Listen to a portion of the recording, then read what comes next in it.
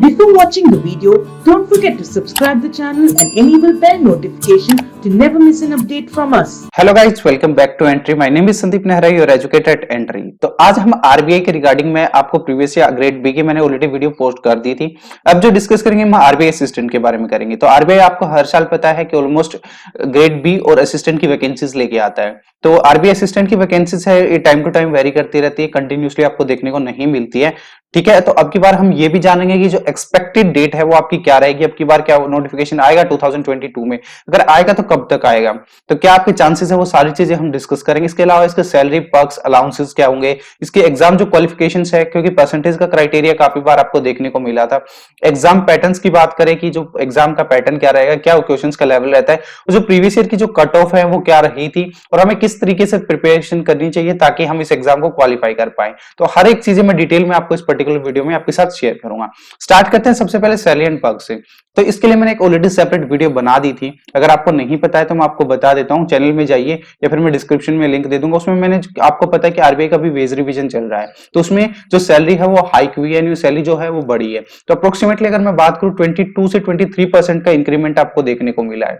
ठीक है, 22 से 23% का इंक्रीमेंट देखने को मिला है। उस वीडियो में मैंने आपको डिटेल में बताया कि बेसिक पे कितनी बढ़ी है। तो ओवरऑल अगर मैं आपको बताऊं, पहले जो ग्रोस सैलरी 37,259 रुपीस होती थी, अब वो चेंज होके अप्रोक्सीमेटली 49,000 के अराउंड आपको देखने को मिलेगी।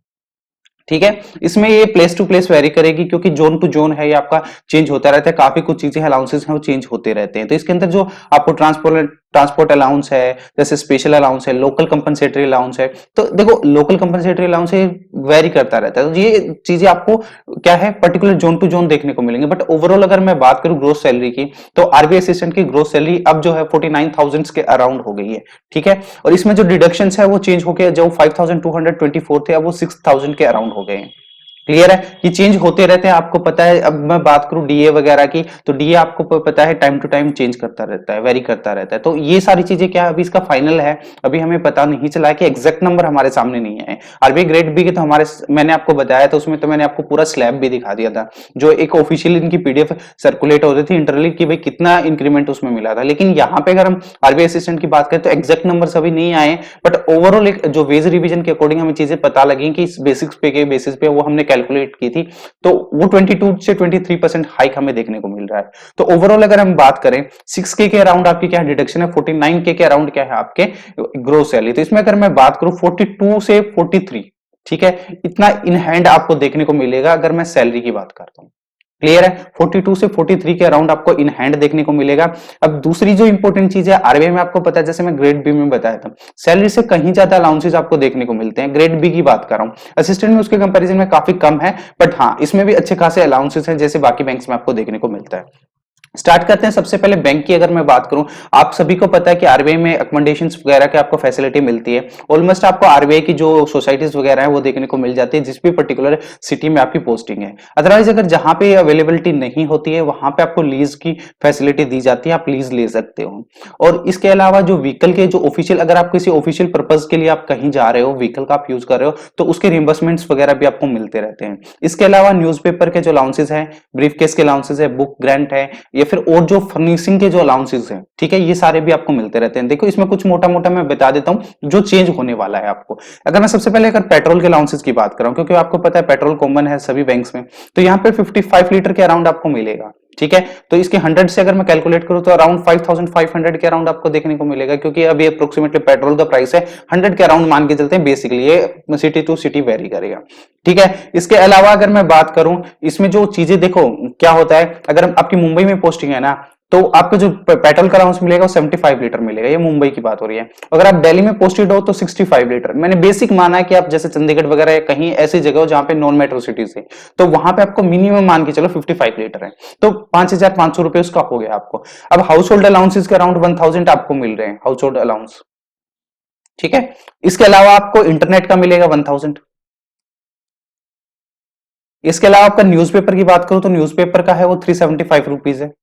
और सुडेक्सो का जो मील कूपन आप सभी को पता है कि आरबीआई में या फिर एलआईसी में सुडेक्सो मील कूपन का काफी आपको वो रहता है। तो सुडेक्सो जो कूपन है वो अराउंड 2600 के अप्रोक्सीमेट आपको देखने को मिलता है। अगर ओवरऑल मैं बात करूं 13,225 के अराउंड आपको देखने को मिलेगा। ठीक है, ये अप्रोक्सीमेट एग्जैक्ट नंबर नहीं है, इनमें भी कुछ चेंजेस होना बाकी है अभी। ठीक है, अलाउंसेस में पता है कि आपको सैलरी का जो वेज रिवीजन हुआ कुछ और चीजें इसमें भी ऐड होंगी। तो मैं अब मोटा मोटा अगर मैं बात करूं आपको 13,000 के अराउंड मान के चलते हैं। ठीक है, इन कि भाई जो अलाउंसेस है वो 13,000 के अराउंड मिलते हैं। तो आपको पता है 43,000 आपकी क्या है सैलरी है और 13,000 आपके क्या हो गए अलाउंसेस हो गए। तो यानी कि अगर मैं बात करूं ओवरऑल तो 55K प्लस आपकी इन हैंड सैलरी रहेगी अलाउंसेस को मिला के। क्लियर है, ये चीज आपको समझ आई, यहां तक कोई दिक्कत है? इसके अलावा आपको पता है कि जो मेडिकल के एक्सपेंसेस है जितने भी आएंगे आपके ओपीडी के ट्रीटमेंट वगैरह होंगे तो सारे के सारे आप क्या कर सकते हो रिइंबर्समेंट कर सकते हो। ये तो मोस्टली आपको बैंक्स में भी देखने को मिलता है। ठीक है, जो भी आपके ऊपर डिपेंडेंट्स वगैरह रहते हैं जैसे भी आप जाओगे ज्वाइन करोगे तब आपको चीजें पता लग जाएंगी कि किस किस में इस आपको अवेलेबल कर सकते हो रिइंबर्समेंट। बाकी ऑलमोस्ट जो आपके डिपेंडेंट्स रहते हो आप रहते हो तो उन सबको यहाँ पे फैसिलिटी मेडिकल फैसिलिटी मिलती है। इसके अलावा मेडिकल के अलाउंसेस अलग से मिलते हैं। ये वो है जो ओपीडी ट्रीटमेंट वगैरह के रहते हैं। जैसे कुछ क्या होता है आपके क्वार्टर या फिर जो बैंक जगह जो आपकी बैंक टू बैंक क्या होता है वेरी करता रहता है। आपको बैंक्स में भी देखते हो किसी में क्वार्टरली मिल जाते हैं। ठीक है, तो ये क्या है वो अलग से मिलते हैं। वो बेसिक जो मेडिकल की जरूरत पड़ती है उनके लिए आपको दिए जाते हैं और ये जो एक्सपेंसेस हैं ये अलग रहते हैं ओपीडी वाले। ठीक है, और इंटरनेट का मैंने आपको बता दिया। लीव फेयर कंसेशन होता है, इसमें अभी फिक्स नहीं हुआ है। क्या होता है कि एलएफसी आपको मिलना है। ठीक है, उसमें आपको कुछ अमाउंट दी जाती है पर पर्सन ये वेरी करती है। जैसे आरबीआई ग्रेड बी में क्या था पर पर्सन के साथ ही चेंज हो रही थी। तो ये जो क्या है अभी फिक्स नहीं आया है। तो मैं आपको जब भी इस पे प्रॉपर मुझे एग्जैक्ट नंबर मिलेंगे तो आपको वीडियो के थ्रू बता दूंगा। बट आपको एलएफसी भी मिलता है। ठीक है, मैं आपको सिर्फ बेसिक चीजें बता रहा हूं इसके अंदर। इसके अलावा लोन्स वगैरह आपको मिलते हैं। एडवांस है जैसे फेस्टिवल्स वगैरह, तो बाकी बैंक्स में भी ये चीजें रहती है कि आप जैसे एक सैलरी हो एडवांस ले सकते हो और वो धीरे धीरे आपकी डिडक्ट होती रहती है टाइम टू टाइम। तो आपको जैसे मान लीजिए कभी दिवाली आ रही कभी होली आ रही तो कभी आपको सेलिब्रेट करना कोई भी फेस्टिवल तो आपको कुछ एडवांस की जरूरत पड़ती है। तो आप एक सैलरी एडवांस पे ले सकते हो और वो आपके धीरे धीरे जो सैलरी है उसमें डिडक्ट होती जाएगी। इसके अलावा लोन्स वगैरह है तो वो आपको क्या है हाउसिंग लोन होगा, जैसे आपको कार लोन चाहिए, एजुकेशन लोन या फिर कंज्यूमर आर्टिकल, जो अलग अलग टाइप के लोन होते हैं वो आप ले सकते हो। उसमें क्या है आपको थोड़ा सा rate of interest as compare to जो बाकी कस्टमर्स को दिया जाए उससे कंपैरिजन में कम रहता है आपका। ठीक है, ये क्या है बैंक टू बैंक वेरी करता है। आरबीआई की अलग चीज है, वहां पे जब आप ज्वाइन करोगे तब आपको एग्जैक्ट पता लग जाएगा और ये टाइम टू टाइम भी वेरी करता है। इसके लिए मैं जब पर्क्स की एग्जैक्ट नंबर मिलेंगे ना आपको, जैसे कि अभी क्या है आपको पता है वेज रिवीजन चल रहा है तो उसमें क्या है काफी कुछ चीजें चेंज होनी है। एग्जैक्ट नंबर अभी आया नहीं है, जब आएंगे तो मैं आपको कंप्लीट इसके लिए सेपरेट वीडियो बना दूंगा आपके लिए।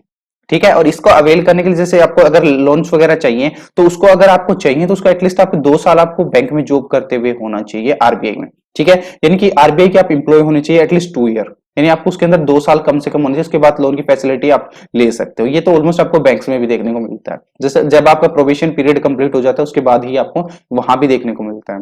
क्लियर है, तो यहाँ पे कुछ चीजें हैं, पेंशन वगैरह है। आपको पता है कि एनपीएस का भी होता है, यहाँ पे सैलरी में भी आपको देखना मिला है। एनपीएस का जो कॉन्ट्रीब्यूशन है अमाउंट है ये आपको देखने को मिलता है। तो ये सारी चीजें यहाँ पे मेंशन कर रखी है कि आपको ये चीजें आप देखने को मिलेंगी। तो ये सारी चीजें अगर मैं ओवरऑल बात करूँ ना अलाउंसेस को मिला के 55 टू 56 के मिनिमम मान के चलिए। अगर आप चंडीगढ़ या फिर नॉन मेट्रो सिटी में पोस्टेड है तो इतना मिलेगा आपको, ये लीज के अलावा, यानी कि एचआर वगैरह आपको जो लीज एकोमोडेशन है उसको छोड़ के आपको इतना इन हैंड मिलने ही मिलने वाला, ये आपके अकाउंट में डायरेक्ट क्रेडिट होगा।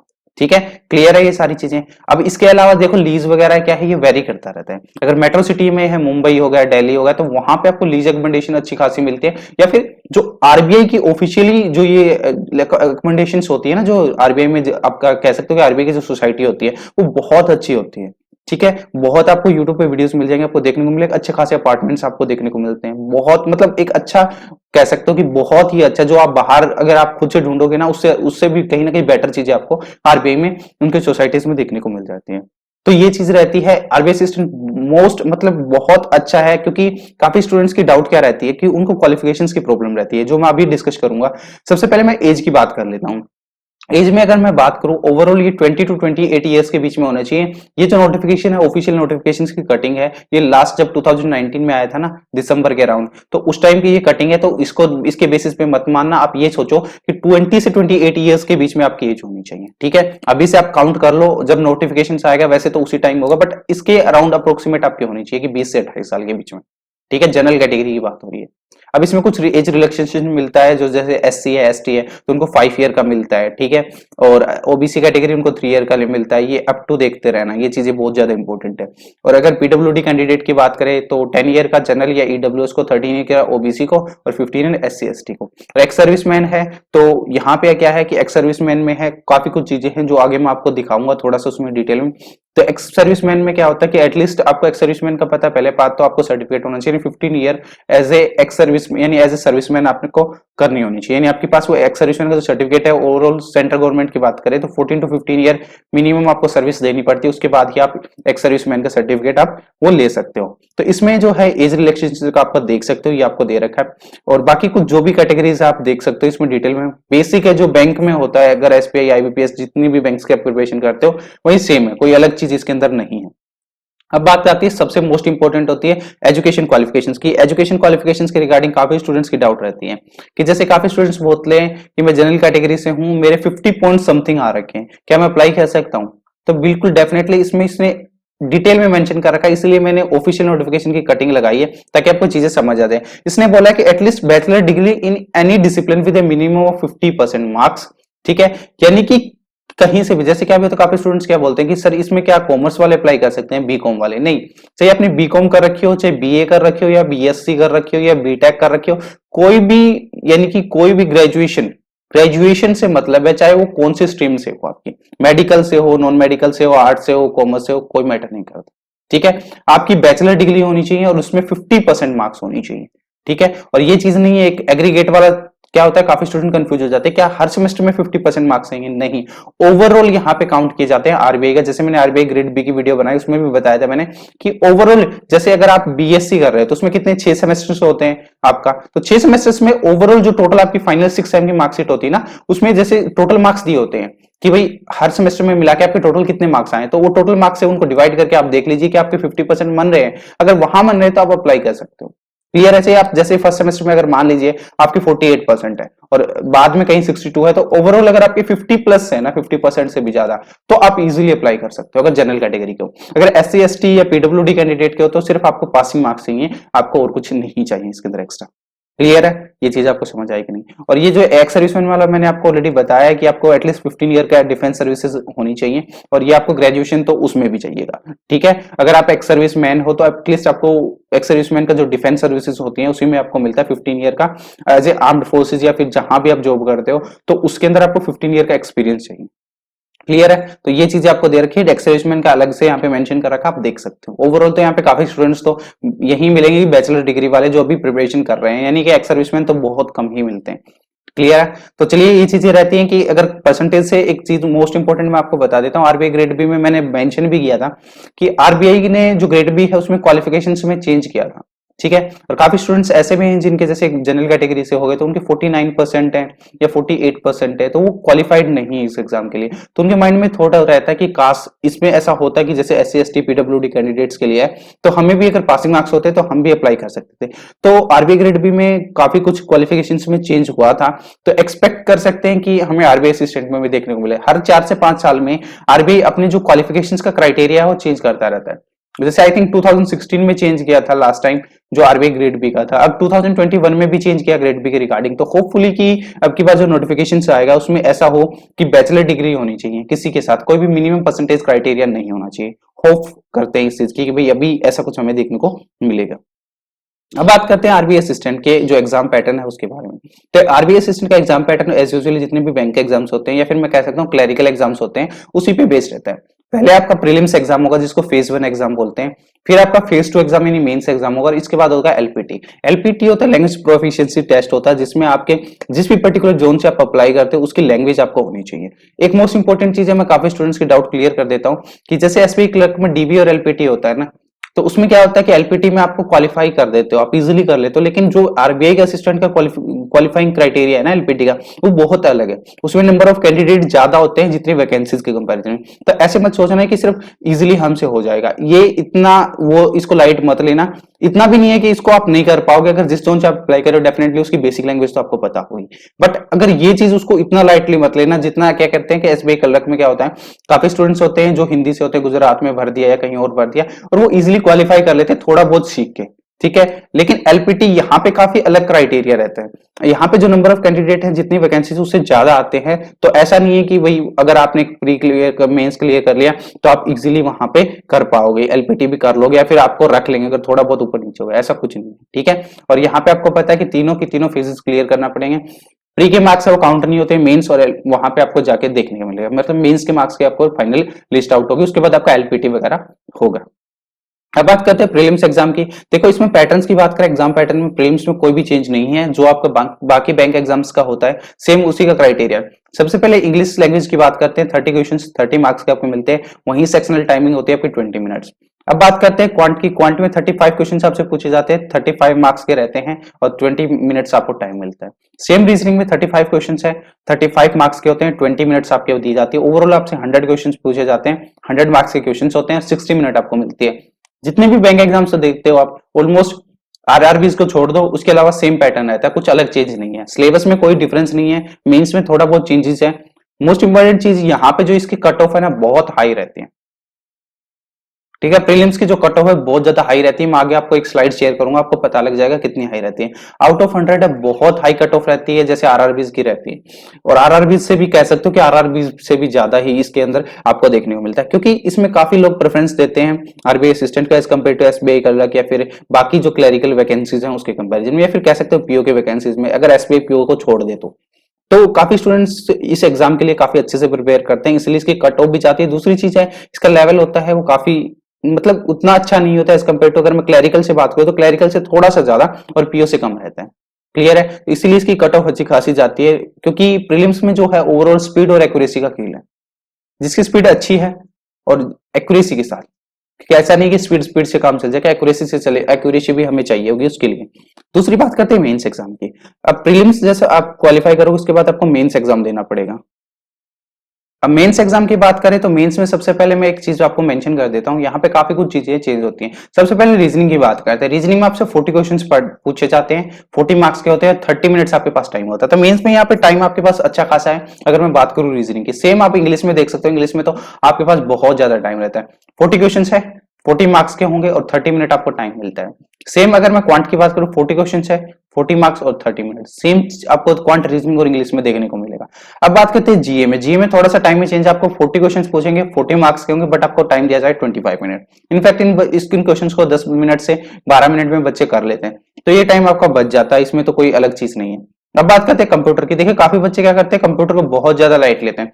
40 क्वेश्चन है, 40 मार्क्स के हैं और 20 मिनट्स आपको यहाँ पे टाइम दिया गया है। ये देखिए जो अगर मैं बात करूं जीए और कंप्यूटर की, मोस्ट स्कोरिंग टॉपिक है, या फिर आप इसको इंग्लिश को भी इसी में काउंट कर लो। मेंस एग्जाम की बात करो, अगर ओवरऑल इंग्लिश, कंप्यूटर और आपका जीए, ये तीन जो सब्जेक्ट हैं, ये तीन जो सेक्शन है, सबसे ज्यादा स्कोरिंग है, क्योंकि इनको कम टाइम में भी कर सकते हो, टाइम भी, क्योंकि इंग्लिश में आपको क्या है, बेसिक नॉलेज होनी चाहिए चीजों की, रीडिंग अंडरस्टैंडिंग आपकी स्किल्स अच्छी होनी चाहिए, ग्रामेटिकल थोड़ी बहुत आपको नॉलेज होनी चाहिए, तो आप इंग्लिश सेक्शन को अच्छे से कर सकते हो, क्योंकि उसमें आपको कैलकुलेशंस वगैरह या फिर कुछ चीजें लिखनी नहीं पड़ती ज्यादा। सेम कंप्यूटर का कॉन्सेप्ट है, अगर आपने चीजें पढ़ी है कंप्यूटर के बारे में, उनके बारे में बेसिक चीजें आपने सीखी हैं, तो आप इजिली कर लोगे। सेम आपका जीए कि आपने करंट अफेयर कितने अच्छे से किया। तो ये 120 मार्क्स तो ये इन तीनों सेक्शन से मिलके होते हैं ना, ये कहीं ना कहीं यही मोस्ट 60 to 70% आपके सिलेक्शन के चांसेस है, यही दिला देते हैं। अगर इनमें आप अच्छा स्कोर कर लेते हो ना, क्वांट और रीजनिंग में अगर आप उतना अच्छा नहीं कर पाते हो तो भी आपको कोई प्रॉब्लम नहीं होती, ये फैक्ट है। और प्रीलिम्स का सबसे मेन प्रॉब्लम कहाँ आती है, प्रीलिम्स में इंग्लिश सेक्शन को लेकर, क्योंकि काफी बच्चों का क्या है, क्वांट और रीजनिंग ऑलमोस्ट, यहाँ पे जितने भी स्टूडेंट्स इस वीडियो को देख रहे हो, 90 to 95% स्टूडेंट्स का क्वांट और रीजनिंग सेम है। सेम इन द सेंस कि अगर एक बच्चा जिसको स्ट्रॉन्ग है, तो इन 70 क्वेश्चंस में से वो क्या कर लेगा, ज्यादा से ज्यादा 50 या 55 अटेम्प्ट कर लेगा, 60 कर लेगा मान लीजिए, ठीक है। तो एक एवरेज स्टूडेंट भी उसमें 50 प्लस इजीली अटेम्प्ट कर सकता है, ठीक है, 50 या 55 तक वो भी चला जाएगा। लेकिन इंग्लिश सेक्शन क्या है, जिसका इंग्लिश वीक है ना, वो 10 12, और जो जिसका इंग्लिश स्ट्रॉन्ग है वो 25 प्लस प्लस लेके जाता है। तो यहाँ पे जो मार्क्स का गैप है वो अच्छा खासा होता है। इसीलिए आपको जब पीछे एसबीआई पीओ प्रीलिम्स का रिजल्ट आया था, 63 के अराउंड जनरल कैटेगरी की कट ऑफ गई। मोस्टली स्टूडेंट्स जिनका इंग्लिश अच्छा था उन्होंने यहाँ पे इजीली कर पाया, क्योंकि क्वांट था वो थोड़ा सा डिफिकल्ट था, आपने देखा डीआई वगैरह बनाने थोड़ा सा टाइम लग रहा था, कर सकते थे लेकिन टाइम लग रहा था, और उतना टाइम प्रीलिम्स में होता नहीं है। तो यह सबसे बड़ी चीज कहीं ना कहीं देखने को मिली थी कि जिनका इंग्लिश अच्छा था ना, एसबीआई पीओ प्रीलिम्स उन्होंने अच्छे से आराम से निकाल लिया था, क्योंकि क्वांट और रीजनिंग में उन्होंने 20-20 स्कोर किया होगा, 40 तो हो गए, इंग्लिश में अगर 25 भी कर लिया ना तो 65 यहीं हो गए। यही चीज थी। और रीजनिंग में आपको पता है इजीली आप 25 कर सकते थे, इतना हार्ड नहीं था। अगर क्वांट भी मान लीजिए 20 मिनट में 20 भी कर लेते, क्योंकि नंबर सीरीज भी थी और अप्रोक्सीमेशन सिंप्लीफिकेशन टाइप के क्वेश्चंस भी थे। तो ये चीज रहती है कि इंग्लिश को सबसे ज्यादा फोकस्ड में रखो। ऐसा नहीं कि इंग्लिश को आप जस्ट अगर आपका वीक सेक्शन है तो उसको आप इंप्रूव नहीं कर रहे हो। आप क्वांट और रीजनिंग में, मेंस में भी यही सेम चीज होती है कि मेंस में जो पजल्स और डीआई आती है ना वो अच्छे लेवल के आते हैं, तो उसमें इतना आप कुछ चीजें इंप्रूव नहीं कर पाओगे एज कम्पेयर टू जितना आप इंग्लिश में कर सकते हो, क्योंकि इंग्लिश में आप कम टाइम में ज्यादा क्वेश्चन भी कर सकते हो, जो कि क्वांट और रीजनिंग में पॉसिबल नहीं है। और सेम जीए भी लगा लो या कंप्यूटर नॉलेज, तो सबसे ज्यादा इन 3 सेक्शंस को प्रेफरेंस देना अगर आप आरबीआई असिस्टेंट की प्रिपरेशन कर रहे हो। मेंस में ये चीजें बहुत ज्यादा इंपॉर्टेंट है। जैसे आप प्री क्वालिफाई करते हो आपको मेंस देना पड़ता है, और मेंस के बाद आपका आता है एलपीटी। तो मेंस आपका क्वालिफाई हो जाता है तो ऑलमोस्ट आपके 70 to 80% चांस है कि आपका आरबीआई असिस्टेंट हो गया, क्योंकि इसके बाद जो डिसाइड होता है वो एलपीटी करता है। तो एलपीटी इतना भी उसको लाइट नहीं लेना है, क्योंकि एलपीटी को क्या होता है, काफी मैंने देखा है कि एलपीटी लगता है कि उनको जैसे एसबीआई का एलपीटी है, एसबीआई में क्या होता है कि बेसिक होता है, इतना ज्यादा हार्ड नहीं होता, जितनी नंबर ऑफ वैकेंसीज होती है उसी का सेम कंपैरिजन में उतने ही स्टूडेंट्स वो बुलाते हैं। तो यहाँ पे एलपीटी में जैसे मान लीजिए मैं मान लेता हूँ कि मैंने चंडीगढ़ मैं हूँ, मान लीजिए चंडीगढ़ से हूँ और मैंने अप्लाई कर दिया गुजरात के लिए, तो मुझे क्या है कि एसबीआई की अगर क्लर्क की बात करें तो एसबीआई क्लर्क में क्या है, मैं गुजराती थोड़ा बहुत सीख लूंगा। ठीक है, मेरे पास इतना टाइम होता है 10-15 दिन का अराउंड में सीख लूंगा, यूट्यूब वगैरह कहीं से भी थोड़ा बहुत बेसिक चीजें, ऐसा नहीं कि बिल्कुल फॉरवर्ड, बेसिक थोड़ा बहुत अंडरस्टैंडिंग। जैसे हम हिंदी में ए आ ई बात करते हैं वही सेम चीज है कि गुजराती में जो लिखने का थोड़ा बहुत तरीका है कि भाई क्या लिखा है मैं समझ लूंगा, क्योंकि इतना आप सीख सकते हो अगर आप कॉम्पिटिटिव एग्जाम्स की तैयारी करो। लेकिन जो एलपीटी यहाँ पे होता है ना आरबीआई में, वो काफी अलग होता है उसके कंपैरिजन में। यहाँ पे आपको अच्छे से उस चीजों के बारे में पता होनी चाहिए, और आपको ऐसा नहीं है कि अगर आपने मेंस क्लियर कर लिया तो एलपीटी में नहीं निकाल सकते, एलपीटी में इजीली निकालते हैं। ठीक है, यहाँ पे मेंशन कर रखा है candidate not proficient in the official या local language shall be disqualified, और ये इसीलिए हाईलाइट कर रखा है। ये एसबीआई का जैसे क्लर्क ने आपने देखने को मिला, वो ऐसा कुछ नहीं, इससे थोड़ा सा डिफिकल्ट आपको देखने को मिला है। तो जिस भी जोन से आप अप्लाई करो एक बार सोच समझ के करना, ऐसा नहीं है कि जिस जोन में वैकेंसी ज्यादा वहीं से अप्लाई कर दे। अगर उसकी बेसिक नॉलेज आपको नहीं पता ना लोकल लैंग्वेज के बारे में, तो वहां आप फंस सकते हैं। क्लियर है? चलिए, ये आपके एग्जाम पैटर्न की बात हो गई। अब बात करते हैं सिलेबस के बारे में। आपने एग्जाम देख लिया भाई किस लेवल की क्या क्या आपको आता है प्री मेंस में, और एलपीटी में क्या क्या चीजें रहती है। अब इसके सिलेबस की बात करते हैं। सबसे पहले इंग्लिश। इंग्लिश क्यों है? क्योंकि ये ऐसा टॉपिक है जो सबसे ज्यादा स्कोरिंग है प्रीलिम्स में। मेंस में तो हाई है, प्रीलिम्स में भी है। अब इसको करने के लिए 2 सिंपल चीज होनी चाहिए। डेली एक तो न्यूज़पेपर रीड करो। अब कहेगी सभी बताते हैं, आप कौन सी अलग चीज बता रहे हो? चलो न्यूज़पेपर हटा दो, नहीं कर रहे आप न्यूज़पेपर, आप आर्टिकल्स पढ़ लो। अब आर्टिकल्स कहोगे तो वही सेम चीज हुई ना, न्यूज़पेपर में तो आर्टिकल्स आते हैं। आर्टिकल जिसमें आपको इंटरेस्ट है, जैसे आपको स्पोर्ट्स में इंटरेस्ट है, ठीक है, स्पोर्ट्स में है, या फिर कह सकते हो कि आपको एंटरटेनमेंट है, जैसे मूवीज वगैरह के बारे में गॉसिप्स आते रहते हैं, उसमें इंटरेस्ट है, या फिर आपको पॉलिटिक्स में इंटरेस्ट है, कहीं तो होगा ना, ऐसा थोड़ी है कि बिल्कुल इंटरेस्ट नहीं है आपको किसी भी चीज में, तो पॉलिटिक्स में होगा। अगर वहीं भी नहीं है तो साइंस में होगा कहीं ना कहीं तो। ठीक है, तो कहीं ना कहीं तो आपका पर्टिकुलर पॉइंट होगा कि भाई हाँ मुझे ये चीज अच्छी लगती है। अगर आपको ये नहीं तो आपको स्टोरीज में तो इंटरेस्ट होगा ना, स्टोरी बेस्ड आर्टिकल्स आते हैं, ठीक है, उनको पढ़ लो। यहाँ पे ओवरऑल अगर मैं बात करूं तो बात हुई है आपकी रीडिंग की, कि आपको रीडिंग करनी है। आप चाहे कुछ भी रीड कर लो, वो आप पे डिपेंड करता है। आप आर्टिकल रीड करो, आप स्टोरीज रीड करो, आप कुछ भी रीड करो, एटलीस्ट आपको रीडिंग करनी है। ठीक है, और डेली रीडिंग की हैबिट बना लो। ऐसा नहीं है कि आप पर्टिकुलरली एक दिन कर लिया, 2 दिन छोड़ दिया, 1 दिन कर लिया, ऐसा नहीं। कंटिन्यूटी के साथ डेली अगर आप 30 मिनट दे रहे हो ना तो 30 मिनट रीडिंग करो। ठीक है, दूसरी चीज की काफी बोलते हैं द हिंदू पढ़ो। द हिंदू पढ़ने का मेन रीजन पता क्या होता है? वो कैब। और दूसरी चीज, जिसमें जो आर्टिकल्स आते हैं वो आपके करंट न्यूज से रिलेट होते हैं। जैसे मान लीजिए अभी रिसेंटली आपकी चीजें काफी चीजें चल रही थी, नागालैंड में जो आपके लॉ के रिगार्डिंग चल रही थी कि आर्म्ड फोर्सेस का जो एक्ट आया था उसके ऊपर उसको रिपील करने के लिए बोला गया, तो वो क्या है, एक पूरा आर्टिकल बनाया हुआ है, तो उसके ऊपर कल पैसेज भी आ सकता है, ठीक है ना, आरसी वगैरह एग्जाम में आ सकता है, क्लोज टेस्ट भी आ सकता है, उस पर पैराजम्बल भी बन सकते हैं, या और उसी से हमें क्या है काफी वोकैब्स निकल के आते हैं जो हर साल हर मतलब पर्टिकुलर डे पे रिपीटेड होते हैं, जैसे रिपील हो गया, ठीक है, और भी काफी वर्ड्स हैं, एम्फेसाइज, जो हर बार क्या होता है कि रिपीटेड होती हैं। जैसे आज एक पर्टिकुलर आर्टिकल आया, 2 जैसे लेफ्ट में आर्टिकल्स आते हैं वो हम रीड करते हैं, तो वो क्या है कि कल वाले न्यूज़पेपर में देखोगे कुछ ना कुछ जो वोकैब से वो रिपीटेड होगी, तो इसलिए बोला जाता है कि वहां से आपका जो वोकैब का सेक्शन है, जैसे रीडिंग तो आप डेली कर लोगे, उसमें काफी वर्ड्स ऐसे होंगे जो आपको समझ नहीं आएंगे, तो वो वोकैब भी आपको चाहिए ना स्ट्रॉन्ग, तो वोकैब वहां से हो जाती है। अगर वहां से नहीं करनी है तो जहां से रीडिंग कर रहे हो वहां से भी आप कर सकते हो, ऐसा कुछ नहीं है। और मोस्टली जो एग्जाम रहते हैं ना बैंक और इंश्योरेंस के, वो इन्हीं 2 चीजों पे बेस्ड है। अब कहोगे सर ग्रामर भी तो होती है ना, कोई ग्रामर नाम की भी तो चीज होती है। ग्रामर होती है लेकिन ग्रामर का उतना रोल नहीं है। 70 to 80% रोल है वो कहीं ना कहीं इसी का है। 70 to 80 क्या है, फिर आप 80 to 90% कह सकते हो। ग्रामर में आपको बेसिक अंडरस्टैंडिंग होनी चाहिए, वर्ब, एडजेक्टिव, एडवर्ब क्या होते हैं, नाउन प्रोनाउंस क्या होते हैं, और उसका अगर वो भी चीज आपको नहीं पता है ना, तो आप अगर बेसिक रेगुलर रीडिंग कर रहे हो ना, तो भी आप कर लोगे। क्योंकि मोस्ट ऑफ द सेक्शंस होता है जो इंग्लिश सेक्शन में होते हैं, तो आते हैं आरसी। आरसी आपको पता है डेली अगर आपकी रीडिंग स्पीड अच्छी है तो आप इजीली कर लोगे। और उसी जो आरसी है उसमें कुछ वर्ड्स आपको दे देंगे, उसके एंटोनिम या सिनोनिम आपसे पूछ लेंगे, तो इसको अलग से करने की जरूरत नहीं है कहीं डेली आप कहीं किसी पर्टिकुलर बुक को उठा के एंटोनियम सिनोनियम कर रहे हो, ऐसा कुछ नहीं करना आपको। क्लियर है? जो आरसी आ रहा है उसी में कोई वोकैब है, उसके एंटोनियम सिनोनियम देख सकते हो। फिर सेंटेंस करेक्शंस आपसे पूछे जाते हैं, वर्ड मीनिंग्स हो गए, क्लरिकल लेवल में देखने को मिलते हैं। तो ये जो मोस्ट इंपॉर्टेंट चीज है क्लोज टेस्ट। क्लोज टेस्ट आपके वोकैब पे बेस्ड होता है कि आपकी वोकैब कितनी स्ट्रॉन्ग है, और वोकैब कहां से होंगी आपको पता है, रीडिंग से। जितनी रीड करोगे आप कहोगे कि वोकैब तो कुछ भी पूछ सकता है, वोकैब की कोई लिमिट थोड़ी है।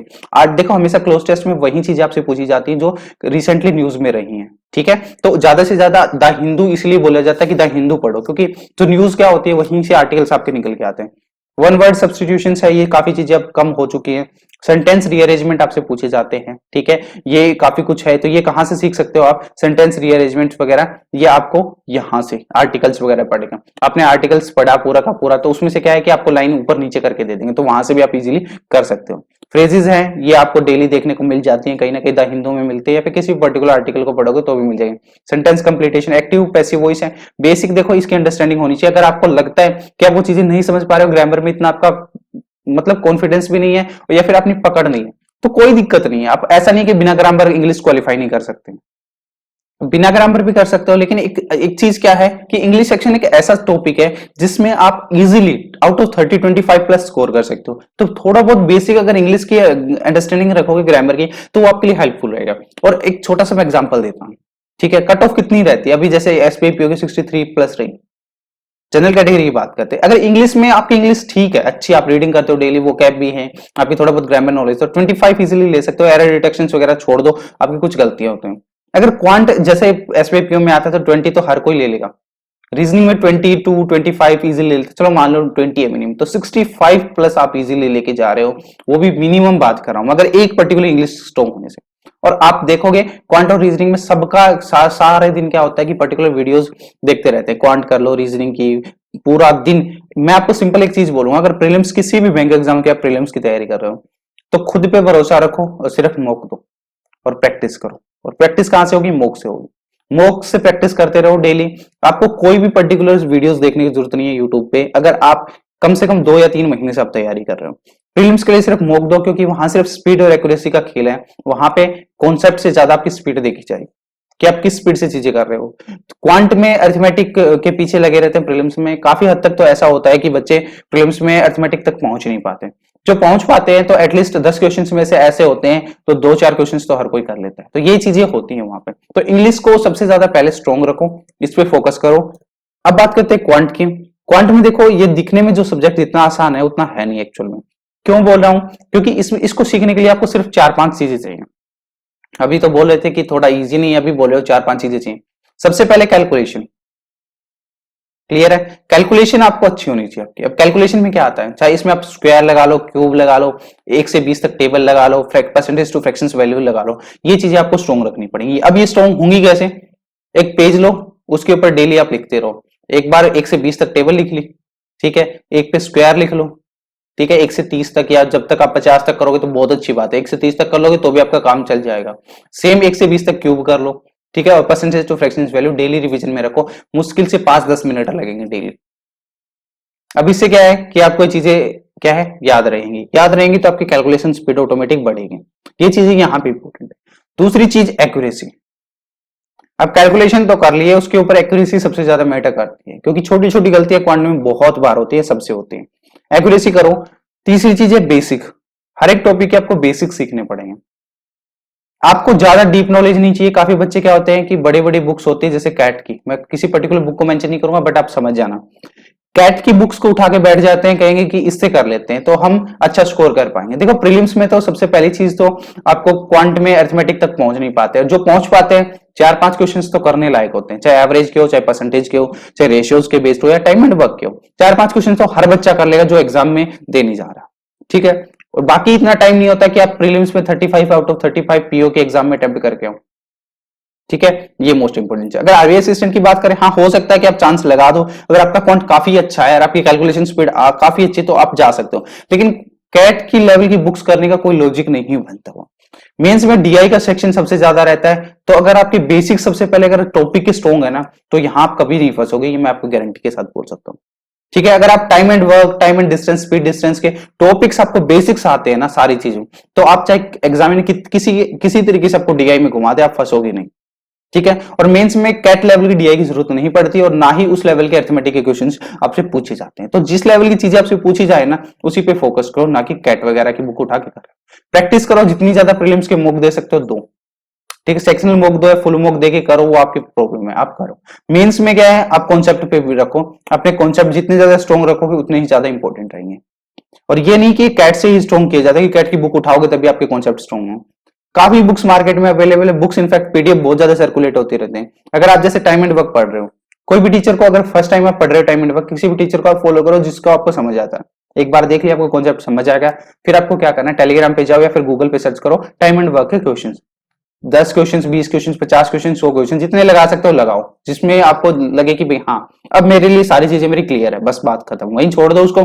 इसके बाद टाइम एंड वर्क की आपको बार बार, ऐसा नहीं है कोई टीचर आज करा रहा है तो आज भी टाइम एंड वर्क देख लिया, 2 दिन बाद फिर देख रहे हैं, 1 हफ्ते बाद फिर उसको फॉलो कर रहे हैं, तो वो क्या है, एक पर्टिकुलर सेशन में आप क्या करते हो कि 1 घंटे का सेशन चल रहा है, टीचर ने कराया आपको 15 क्वेश्चन, ठीक है, और उस 15 क्वेश्चंस आप खुश हो गए करके, उसमें आपने सभी टाइप के क्वेश्चंस कर लिए, लेकिन आपको ये नहीं लगता कि यहाँ पे आपका टाइम वेस्ट हुआ है। 1 घंटे के अंदर आप खुद करते तो एटलीस्ट 40 क्वेश्चंस आप लगा सकते हो। तो यहाँ पे आपको कितना गैप मिल रहा है चीजों का। और एक चीज है कि जो चीजें खुद से सीखोगे ना, कि इंसान ठोकर खा के जो चीज सीखता है ना, वो किसी के सिखाने से नहीं सीखेगा, ये फैक्ट है। ठीक है, और मैं हर बार एक एग्जांपल भी देखता हूं कि आपको मान लीजिए आपको फर्स्ट फ्लोर के ऊपर जाना है, तो जब सीढ़ियों पे आप खुद डेली जाओगे ना, तभी आप सीखोगे कि उसके ऊपर कैसे चढ़ा जाता है, तभी आपको एक्सपीरियंस मिलेगा ना। 1-2 बार गिरोगे तो भाई हाँ ये गलती नहीं करनी मेरे को, यहां से अगर मैं पैर रखूंगा तो मैं गिर जाऊंगा, या फिर इस तरीके से अगर मैं करूंगा तो मैं गिर सकता हूं। तो वो चीजें क्या है, आपने खुद के एक्सपीरियंस से सीखी। और मैं आपको बोल दूंगा कि भाई हमेशा सीढ़ियों पे ऐसे चढ़ना है, बट आपने खुद कुछ नहीं किया उस पर चढ़ने के लिए, बस आपने देखा है कि मैंने आपको बोला है कि अब ऐसे से चढ़ना है, बट आपने खुद कुछ नहीं किया उसके लिए, तो क्या फायदा हो उस चीज का।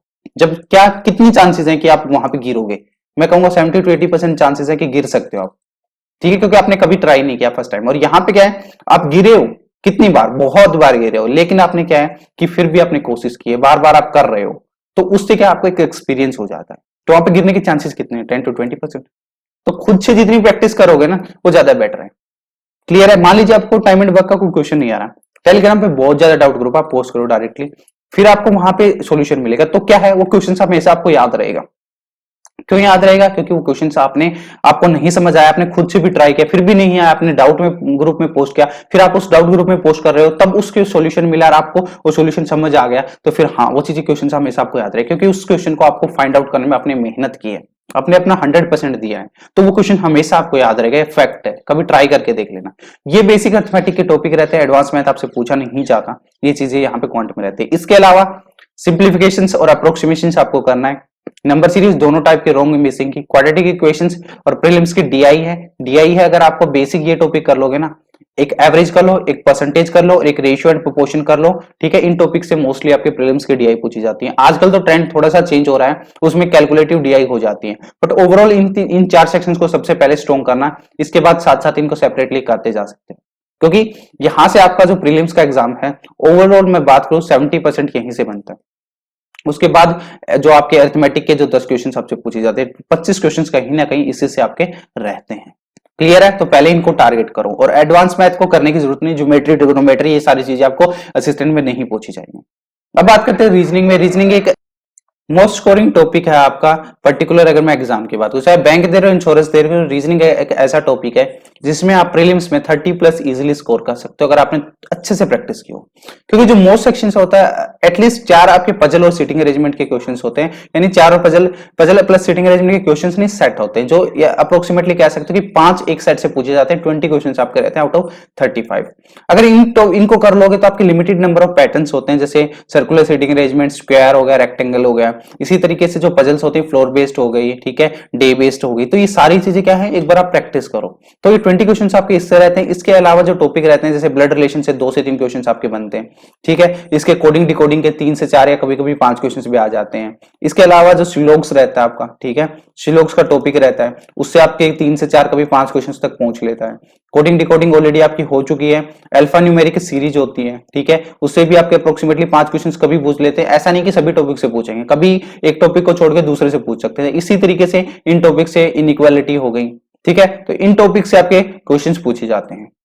ये 3 टॉपिक हो गए यहाँ पे, एक कोडिंग डिकोडिंग 4, और ये ब्लड रिलेशन और डिस्टेंस डायरेक्शन। इन टॉपिक्स को कर लो और ये पजल सीटिंग अरेंजमेंट कर लो, आपका ओवरऑल जो है यहाँ पे रीजनिंग का सिलेबस हो जाएगा। देखो एक नंबर सीरीज वाला तो ये अभी वैसे ही डाला है, इसका कोई खास रोल नहीं है। एनालॉजी आपको नहीं करनी, ऑड मैन आउट मत करना, ये सेम चीज रिपीट हो गई यहाँ पे, ठीक है। Direction based concept and distance and directions वाली बात हो रही है, जो आपको होता है ना नॉर्थ साउथ, इधर से इधर चल रहा है, नॉर्थ साउथ ईस्ट वेस्ट करके, इस तरीके से आपको चीजें दी होती है, तो ये वाला कर लेना। रो बेस्ड अरेंजमेंट्स होते हैं, जैसे आपको पहले रो सिटिंग अरेंजमेंट वगैरह में सारी चीजें इंक्लूड हो जाएंगी, ठीक है। श्लोक्स के आपको क्वेश्चंस करने हैं, सिंबल्स नहीं करना।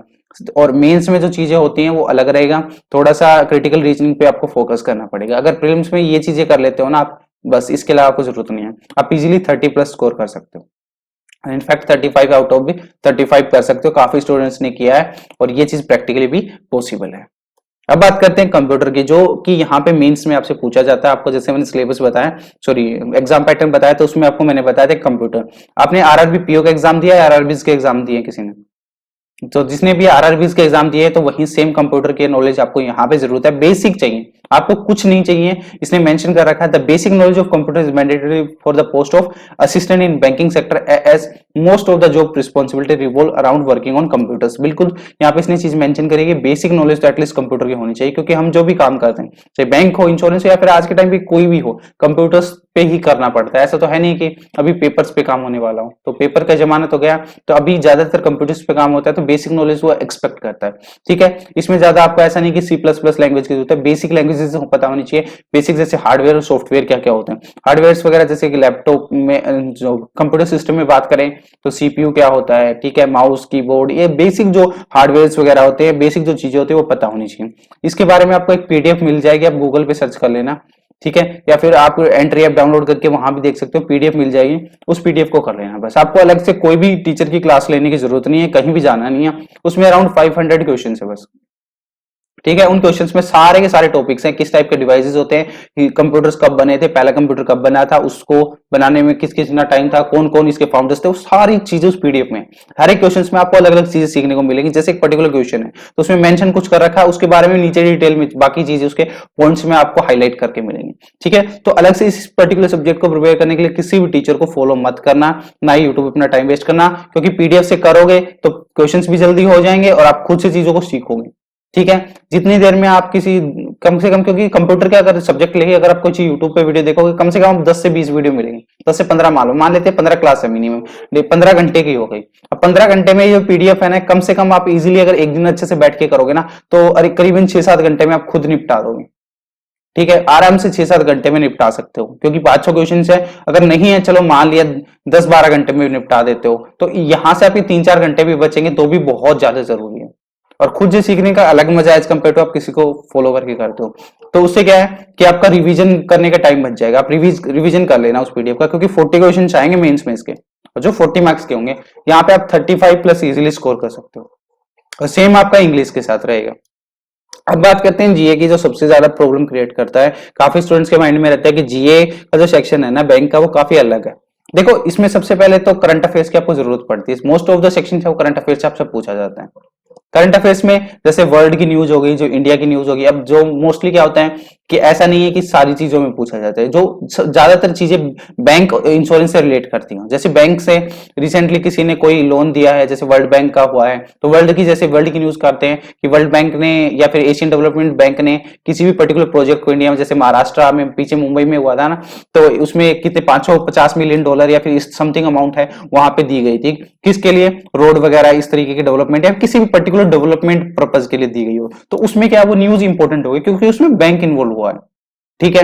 तो वो उस टाइप की न्यूज आपको सबसे ज्यादा करनी है। इंडिया में भी जैसे क्या है कि ज्यादातर कुछ न्यूज ऐसी होती है जो रिलेट नहीं करती बैंकिंग से, ठीक है, तो उनको नहीं करना आपको। ज्यादातर क्या होती है कि जैसे इंडिया में बैंक से रिलेटेड हुआ है, ठीक है, बैंक्स के जैसे बैंक में एक ये चीज हो रहती है, आरबीआई में रेपो रेट है, ठीक है, रिवर्स रेपो रेट, ये सारे जो परसेंटेज होते हैं ये आपको पता होनी चाहिए बैंक के जब एग्जाम देने जाओगे, ये बहुत ज्यादा जरूरी है। और इसके अलावा आरबीआई की जो टर्म्स होती हैं आपको बेसिक, तो ये जैसे आर क्या है, रेपो रेट होता है, रिवर्स रेपो रेट होता है, ठीक है, तो ये सारी चीजें पे सैचुरेटरी लिक्विडिटी रेशियोज, ये सारी चीजें आपको पता होनी चाहिए आरबीआई के बारे में। इसके एक्ट्स है, लॉज है, ये भी आपको आरबीआई के बारे में, यानी ये मान के चलो कि आरबीआई के बारे में आपको पूरा की पूरी नॉलेज होनी चाहिए कि आरबीआई क्या है और इसके अंदर क्या क्या इसके फंक्शंस है और कैसे कैसे काम करता है, क्या क्या इसके अंदर टर्म्स यूज होती है, वो सारी चीजें आपको पता होनी चाहिए। इसके बाद बैंकिंग अवेयरनेस के बारे में आपको थोड़ी बहुत नॉलेज होनी चाहिए, थोड़ी बहुत ही अच्छी नॉलेज होनी चाहिए, क्योंकि बैंकिंग अवेयरनेस में काफी कुछ चीजें हैं जो पब्लिक सेक्टर बैंक्स के रिगार्डिंग भी है, और काफी जो और चीजें चेक्स हो गए, कैसे मैनेज किए, अकाउंट्स कितने टाइप्स के होते हैं, वो सारी चीजें आपको मिल जाएंगी।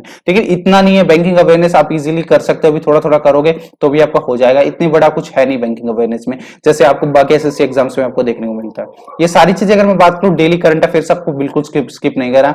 जिस दिन आपने सोच लिया कि आप बैंक एग्जाम्स की तैयारी कर रहे हो, ठीक है, चाहे आप आज ही से सोच रहे हो कि मुझे बैंक एग्जाम्स की तैयारी करनी है, फिर किसी भी कॉम्पिटेटिव एग्जाम्स की करनी है, तो उसी दिन से आपको क्या करना है, करंट अफेयर को अपने रूटीन में रखना है डेली, ठीक है। इसकी करंट अफेयर्स आप किसी को फॉलो कर सकते हो जो आपको अच्छा लगे, काफी एजुकेटर्स अवेलेबल हैं यूट्यूब पे, और हाँ, एंट्री ऐप पे भी मैम आपको डेली करंट अफेयर्स कराती है, शॉर्ट में 12 मिनट्स के अंदर आपको करंट अफेयर्स कवर करवा देती है, तो वो भी आप फॉलो कर सकते हो। इसके अलावा आप डेली क्विज भी लगाओ इसकी, क्योंकि करंट अफेयर्स को सबसे बेस्ट तरीका है कि आपने मॉर्निंग में इसके करंट अफेयर्स कर ली, इवनिंग में आप इसकी क्विज लगा लो, इससे क्या आपको पता लग जाएगा कि कितनी चीजें आपको याद रहती है, कितनी नहीं रहती है, ठीक है। और वीकली या मंथली आप इसका रिविजन भी कर सकते हो, क्योंकि करंट अफेयर का रिविजन बहुत ज्यादा जरूरी है, क्योंकि पर्टिकुलर वीक या मंथ में बहुत सारी न्यूज हो जाती है, तो मैं आपको सजेस्ट करूंगा कि आप वीकली रिवीजन करो, वो मोस्ट इंपॉर्टेंट चीज है यहाँ पे।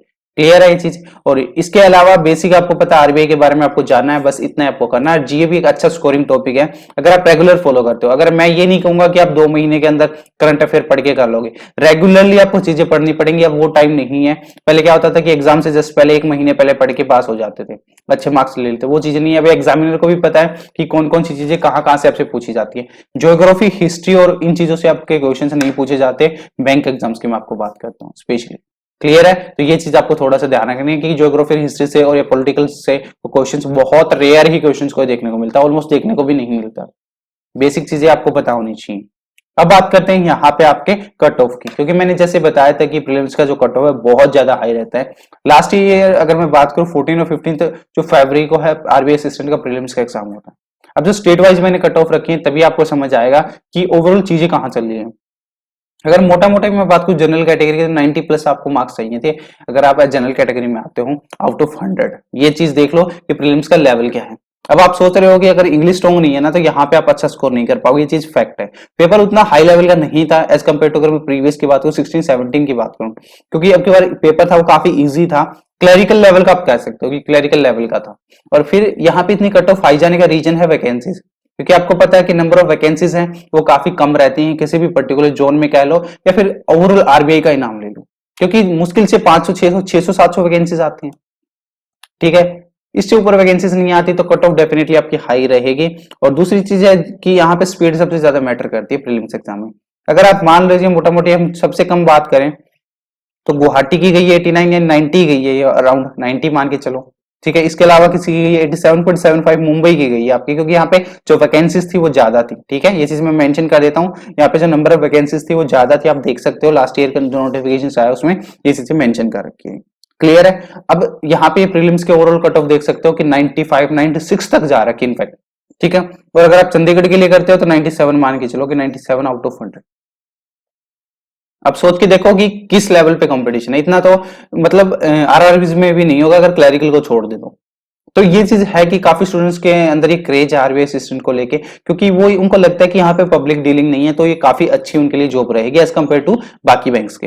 अब मेंस की बात करते हैं। मेंस में भी आप देख सकते हो तो यहाँ पे कट ऑफ आउट ऑफ 200 आप चीजें देख सकते हो कि क्या चीजें रहती हैं। यहाँ पे ऐसा नहीं, देखो 123.50 गई है जनरल की, कहाँ पे अहमदाबाद में। और अगर मैं चंडीगढ़ की दिखाऊं जिसमें आरबीआई यहाँ पे 111, यहाँ पे आप देख रहे हो कि अहमदाबाद की सबसे ज्यादा कट ऑफ यहाँ पे गई है। और प्रीलिम्स में देखोगे अहमदाबाद की कट ऑफ यहाँ पे कम है। तो ये चीजें होती हैं, ये जोन टू जोन वेरी करता रहता है। तो यहाँ पे भी ऐसा है कि मेंस में ऐसा भी नहीं कि बिल्कुल ही जैसे आप बाकी एग्जाम में देखते हो 90-95 के अराउंड कट ऑफ रहती है, यहाँ पे आपको ज्यादा देखने को मिलेगी क्योंकि वैकेंसी सबसे ज्यादा बड़ा फैक्टर है यहाँ पे। ऐसा नहीं कि उतना हाई लेवल का पेपर आता है, उतना इजी भी पेपर आता है, वैकेंसीज की वजह से जो कट ऑफ है वो काफी हाई रहती है, लेवल भी कहीं ना कहीं थोड़ा सा कम है पीओ से और क्लरिकल से ज्यादा है, तो यहाँ भी ये मीन्स कि आप कट ऑफ दे सकते हो। तो ओवरऑल अगर मैं बात करूं एग्जाम को अगर आपको प्रिपेयर करना आरबीआई असिस्टेंट को, तो आपको स्पीड के साथ साथ एक्यूरेसी भी मेंटेन करनी पड़ेगी। ठीक है, प्रीलिम्स के लिए तो एक ही चीज है, मॉक लगाना स्टार्ट कर दो, चाहे अभी से कर दो, चाहे बेसिक किसी बैंक एग्जाम्स के, किसी जैसे एसबीआई के लगा रहे हो, आरबीआई आरआरबीज के लगा रहे हो, किसी के भी लगा लो, ठीक है, लेकिन इंग्लिश सेक्शन उसमें मस्ट होना चाहिए। आरआरबीज में इंग्लिश आपकी आती नहीं है तो आईबीपीएस के लगा लो, किसी की भी लगा लो, मॉक रखो, डेली रूटीन में रखो। हो सकता है कि आपको ये लगे कि भाई डेली रूटीन में रखने का क्या फायदा है, एग्जाम से 1-2 महीने पहले स्टार्ट कर देंगे, तो देखो ये चीज है ना, यही गलती करते हो आप। डेली एक मॉक लगा लो, एक मॉक में क्या है, ज्यादा से ज्यादा 60 मिनट आपका मॉक हो गया और 60 मिनट आप एनालिसिस, यानी ओवरऑल 2 घंटे का आपका टाइम लगेगा। अब 2 घंटे में आपने क्या किया, पूरा तो इंग्लिश का सेक्शन कवर कर लिया, जिसमें आपने आरसी भी कर लिए, क्लोज टेस्ट भी कर लिए, एरर भी कर लिया, और क्या आप अलग अलग इन टॉपिक्स को एक पर्टिकुलर डे पे पढ़ पाओगे? नहीं। सेम क्वांट में क्या डेली नंबर सीरीज या फिर सिंप्लीफिकेशन, अप्रोक्सीमेशन या क्वाड्रेटिक क्वेश्चन या प्रीलिम्स के दिया, या फिर अर्थमेटिक के इंडिविजुअल टॉपिक्स, जैसे एक क्वेश्चन आ गया टाइम एंड वर्क का, तो उसका आपका रिवीजन हो गया, तो क्या वो एक दिन पर्टिकुलर डे पे आप कर पाओगे सेम रीजनिंग में? तो बेस्ट मेथड यही है कि डेली एक मॉक रखो कंटिन्यूली, अगर आपको प्रीलिम्स को क्वालिफाई करना, चाहे अभी आपका एग्जाम हो ना हो ये मैटर नहीं करता, आपको डेली एक मॉक लगाना है। मेंस के लिए करंट अफेयर्स साथ साथ करते रहो, और आपको पता है कि कंप्यूटर वगैरह है, ये एग्जाम से जस्ट पहले कर लेना, मेंस एग्जाम से अराउंड 1 मंथ पहले, ठीक है। तो कंप्यूटर को अभी उठाने की जरूरत नहीं है, आपके पास टाइम है। बैंकिंग अवेयरनेस को धीरे धीरे सीखते जाना है, क्योंकि करंट अफेयर्स में काफी टर्म्स ऐसी होती हैं जो बैंकिंग की यूज होती रहती है, तो वहां से भी आपको चीजें सीखने को मिलेंगी। अब बात करते हैं एक्सपेक्टेड डेट की। तो देखिए सिंपली होनेस्टली एक चीज बताता हूं आपको, आपने आरबीआई का जो पीछे देखा कैलेंडर वगैरह, या फिर आपने देखा कि कब कब वैकेंसीज आ रही है, तो देखो उसमें टाइम का गैप होता है। मैं आपको चीजें जेन्युइन बताऊंगा, ऐसा नहीं है कि मुझे व्यूज चाहिए तो मैं आपको कुछ भी यहाँ पे बोल दूंगा कि भाई हाँ जनवरी में कैलेंडर आ जाए, जनवरी में नोटिफिकेशन जाएगा, फरवरी में आ जाएगा, ठीक है, ऐसा कुछ नहीं है। मुझे जो चांसेस लगते हैं वो 50-50% चांस है कि 50% है आ सकता है, 50% नहीं आया तो वो आप यही कहोगे कि ये तो सबको ही पता है, या तो आएगा या तो नहीं आएगा।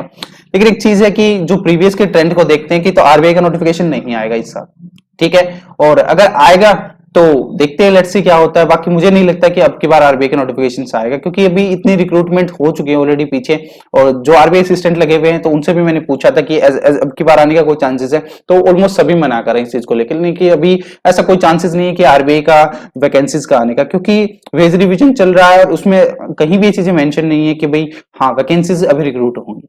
ग्रेड भी एक अलग चीज है, असिस्टेंट एक अलग चीज है, असिस्टेंट की नंबर ऑफ वैकेंसी ज्यादा रहती है as compare to RBI grade भी। तो आरबीआई ग्रेड भी अगर हर साल आता है तो उसकी कंपैरिजन पे हम नहीं कह सकते कि आरबीआई असिस्टेंट भी आना चाहिए, ठीक है। और दूसरी चीज है कि जो आरबीआई के फंक्शंस है वो सबसे बड़े फैक्टर है, क्योंकि आरबीआई के जो फंक्शन है बाकी बैंक्स के कंपैरिजन में काफी डिफरेंट है। यहाँ पे पॉलिसीज वगैरह के रिगार्डिंग काम होता है, और यहाँ पे पब्लिक डीलिंग क्या होता है। तो ऐसा नहीं कि आरबीआई अपनी ब्रांचेस हैं वो बढ़ा रहा हो कहीं, कि ऐसे नहीं कि एक्सेस दे रहा हो कि रूरल पोस्टिंग जा रही है या फिर रूरल में आरबीआई बढ़ रहा है, तो उसमें उसका कोई फंक्शन नहीं है ना वहां पे। तो आरबीआई की ब्रांचेस नहीं बढ़ रही तो डेफिनेटली वहां पे रिक्रूटमेंट्स नहीं बढ़ेंगे ना। रिटायरमेंट्स इतनी ज्यादा है नहीं कि हर साल की भी आपको 600 700 वैकेंसीज आपको दे दे, ठीक है। तो मुझे तो इस साल के लिए नो है मेरी तरफ से कि भाई वैकेंसीज नहीं आएंगी। बाकी आपको ये चीजें सुन के लगा होगा कि डिमोटिवेट हो रहे हो, या फिर ये चीजें आपको देखने को मिलेंगी। देखो ये चीज है कि मैं आपको बोल दूं कि हाँ भाई जनवरी के कैलेंडर में, जनवरी में एंड तक आपको मिल जाएगा, फरवरी में एग्जाम हो जाएगा, जैसे लास्ट ईयर हुआ था, आपको देखने को मिला था 2020 में। तो वो चीज बोल के क्या है कि आप फिर जनवरी फरवरी में पूछोगे कि अभी तक नोटिफिकेशन क्यों नहीं आया, फिर मैं एक अलग से वीडियो बनाऊंगा, तो उस चीज का कोई लॉजिक नहीं है। अभी अपकमिंग जितने भी एग्जाम है, जैसे एसबीआई कलर का आ रहा है, ये आएगा डेफिनेटली, ठीक है। या फिर नेक्स्ट ईयर अभी एसबीआई पीओ का मेंस तो होना ही है, तो आप उन एग्जाम्स की तैयारी करो ना जिसपे आपको श्योरिटी है, ठीक है, ये आएगा। या फिर ओवरऑल मैं बात करूं पूरे बैंक एग्जाम्स का पैटर्न सेम रहता है, सीटी नहीं आएगा, ये चीज मैं आपको 100% श्योरिटी के साथ कह रहा हूं कि 2022 में कोई भी सीटी नहीं होगा।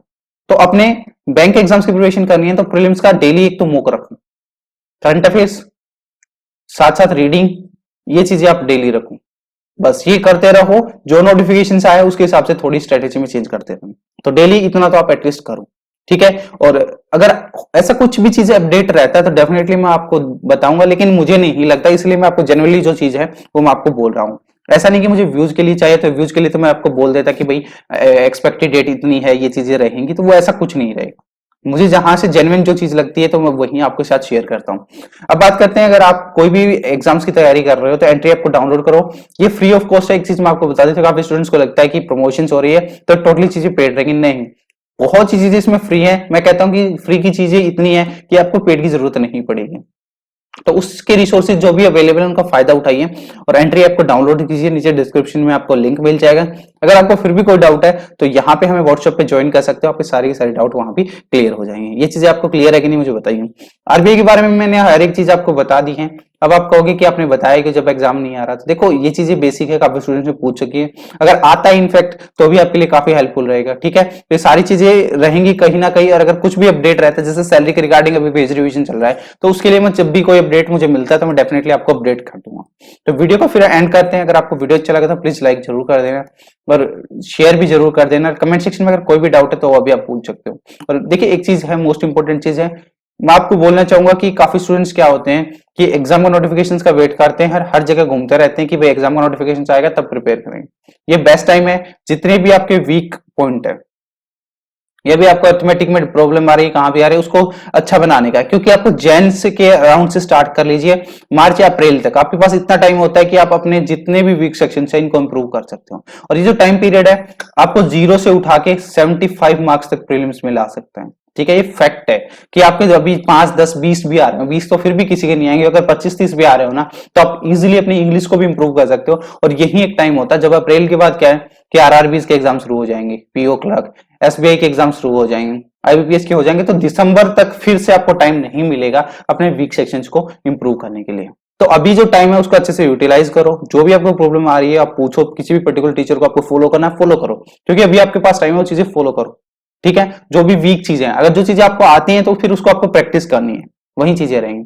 तो चलिए फिर सेशन को एंड करते हैं। अगर वीडियो आपको अच्छा लगा तो प्लीज लाइक शेयर जरूर कर देना और कमेंट सेक्शन में जितने भी आपके डाउट्स आप पोस्ट कर सकते हैं। तो मिलते हैं नेक्स्ट वीडियो में, तब तक के लिए thank you and have good day.